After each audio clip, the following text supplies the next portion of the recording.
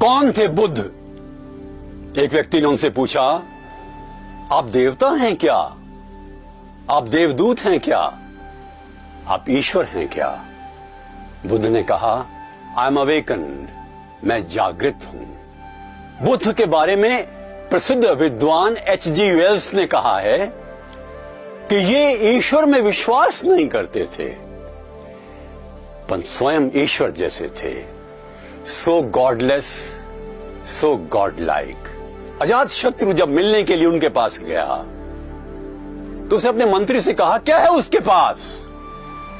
मंत्री ने कहा, उनके पास कोई भौतिक चीज नहीं है, पर सब कुछ है। He has everything। 10,000 सन्यासी बैठे हुए हैं, अजात शत्रु को बताया गया।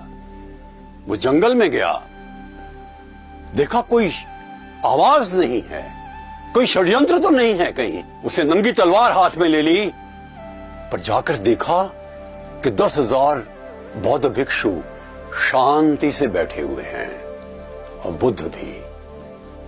चमत्कृत हो गया।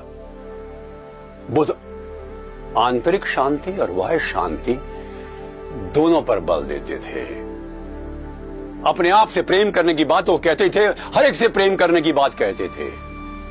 एक बार प्रसन्न जी राजा ने देखा कि उनके संघ में एक दलित आ गया है। उनको किसी ने बताया। प्रसन्न जी ने बुद्ध को कहा, भगवान, या तो आप उसको संघ से निकाल दीजिए या हम अपने आप को आपके संघ से बाहर कर लेते हैं। प्रसन्न जी ने देखा कि आश्रम के ठीक बाहर एक दैदीप्यमान व्यक्तित्व का स्वामी युवा बहुत सुंदर भाषण दे रहा है जीवन के धर्म पर। उन्होंने पूछा गौतम बुद्ध से, ये कौन है? बुद्ध ने कहा, ये वही दलित है जिसके बारे में आप बात कर रहे हैं।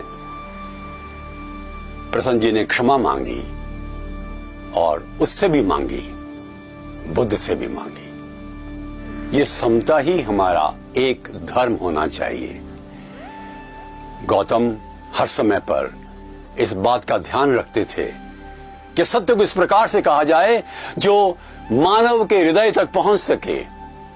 उनका धर्म मानव केंद्रित था, महावीर जी का मोक्ष केंद्रित था, ईसा का ईश्वर केंद्रित था।